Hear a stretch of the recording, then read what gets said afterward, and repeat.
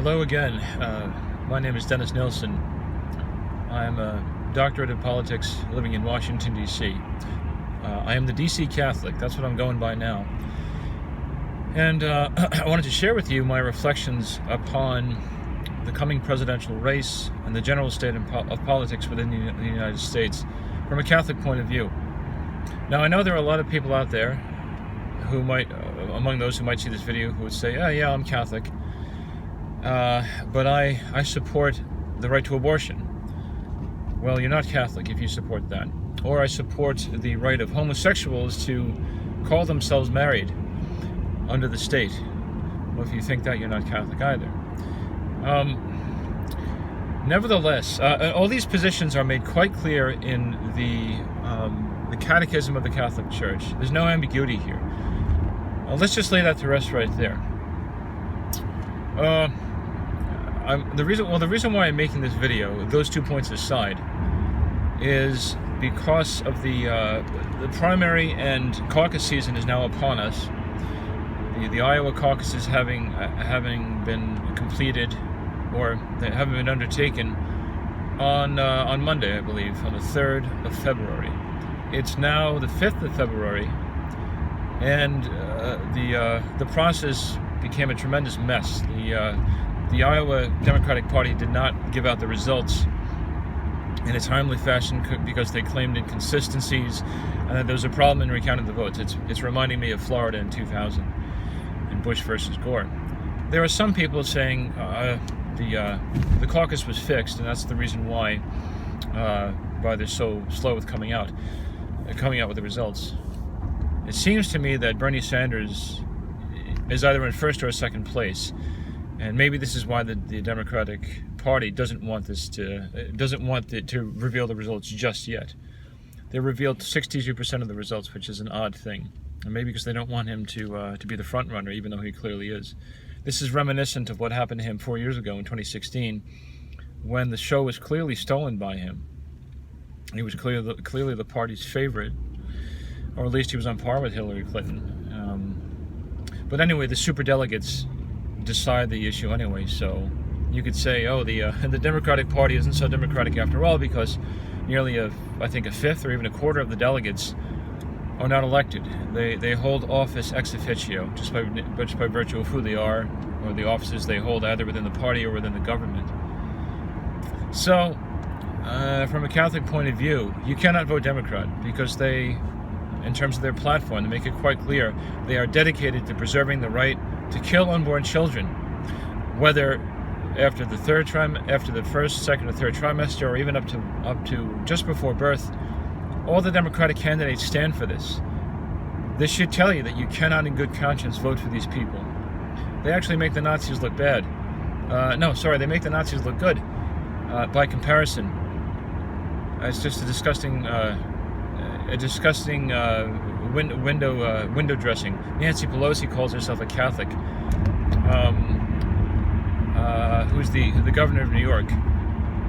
Chris Cuomo, whatever his name is, calls himself a Catholic. But they're all in favor of this abomination. So it's clear that you cannot vote for the Democratic candidate if you're a Catholic.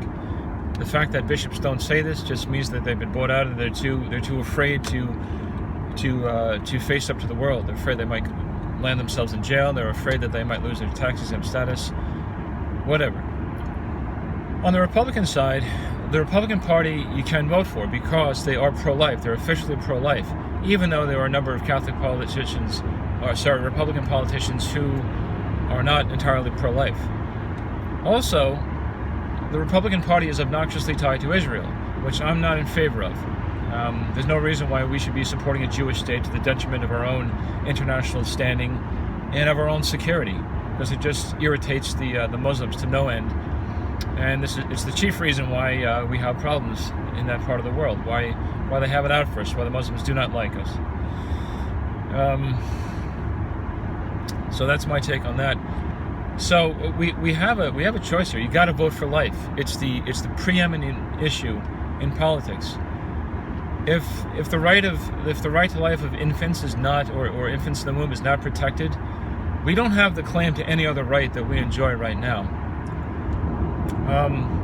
If the governing parties in this country don't do something to solve this, we can't expect mercy from God as a country, because we pay for the sins of our leaders. This is the way it's always been. Leaders are born for others, and we are born for ourselves. That is the common masses. That is, we're born for ourselves when it comes to public things. Of course, we're born for others. That's the mark of a Catholic. We're made to serve others. But those who are elected our leaders are even more so born for others. That is, they're not born for themselves. Their duty is towards others, insofar as they lead the state, and they lead it in a moral direction. They lead it according to the natural law and according to the revealed law of God, which is contained in the Catechism of the Catholic Church, insofar as they're Catholic politicians. If they're not, the best we can hope for is that they rule in conformity with the natural law. But even that's at a natural law. Even that's at a loss, because there's a disagreement over what the natural law constitutes, or if there even is a natural law, which of course there is a natural law. I make no bones about that. But thank modern philosophy for throwing you into total disarray and mental retardation on that plane. So, if you don't have the right to life, if you're not thinking correctly on that, forget about everything else.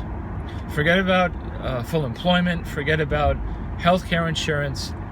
Forget about all that. If you can't protect infants in the womb, you don't have a right to request these other things. You don't have a right to them, period. So just do some penance. We got to work for this, to change the minds and hearts of the bishops, to get them to grow some stones and actually stand up to these people, to actually tell their parishioners and their flock how to vote. Yes, they have the right and the responsibility to do that. If they don't do it, they're shirking their responsibility. And we are too, if we don't tell our friends and neighbors, those of us who are fellow Catholics. You got to vote this way, Vote for the Republican candidate. Why? Not because we're born and bred and died in the Republican Party, but because they're the ones who stand up for the right to life nowadays. I have to say that back in the day, I would have been a Democrat. And yes, even in the antebellum Democratic Party. I would not have been an abolitionist. I would have been somebody who worked for the abolition of slavery, but in a temperate level, at a temperate pace. The problem with the abolitionists is that they wanted a quick end through fire and sword, which is typical Protestant behavior, because they want an answer to it now. They want a solution now. And it seems to me that they were able to do this because they didn't have to fight an interior battle against the devil. They believed in cheap grace, and so they had to give their energies to something exterior to themselves. If they were sincere in their beliefs and efforts, then fine. But so the issue nowadays is even more serious. It's not against slavery. It's against murder, pure and simple, infanticide. The Romans and the Greeks felt that they had the right to expose infants on a hillside if the father rejected it. If the father rejected the child, he had the right to leave it out to starve, to die, exposed to the elements, which is the utmost paganism. It's the utmost satanic and cruel paganism. And we're doing the same thing. We're letting the same thing. Insofar as we have the ability, we have the responsibility. So pray to end abortion. Pray to get the bishops to focus their efforts on telling their flock, you have to vote Republican. When it comes to the national ticket, you can't do anything else. You can't vote for the Democrats and say, well, at least they want to increase the net of the Social Security net of health care or education or whatever. Who the hell cares? If you're pro-abortion, you don't have the right to demand anything else. I keep saying this, and it's true. What else?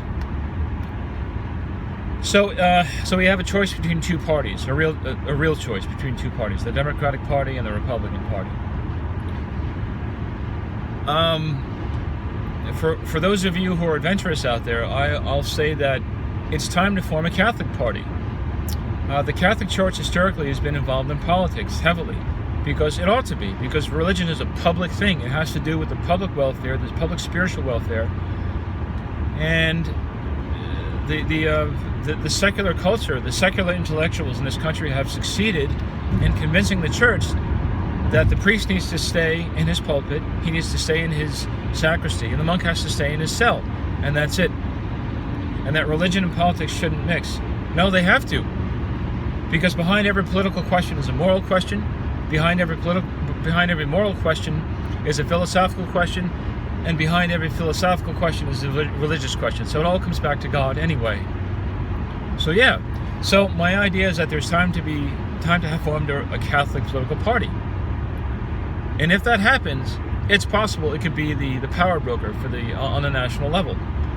Now, granted, this country has had a two-party system ever since its inception, and one could argue that that's based upon the geography, the voting system, and the general sentiment of the population, because we're all born in this liberal mindset. And that's the extent of American political thinking. We don't go towards socialism. We haven't had a monarchical past, not philosophically anyway. Even though King George and the kings before him ruled the colonies, albeit from a distance. So a Catholic political party could very well turn the tables and be the power broker in this country. However, the powers that be, Jewish Hollywood, Jewish media, the white Anglo-Saxon Protestant elites, who are the surviving ones anyway, do not want to see the church get this power again, and they will do everything they can to stop it. And the bishops and the priests, a lot of the priests and most of the bishops themselves, are convinced that this is the position where the church should be, that we shouldn't mix in politics, which is complete balderdash, as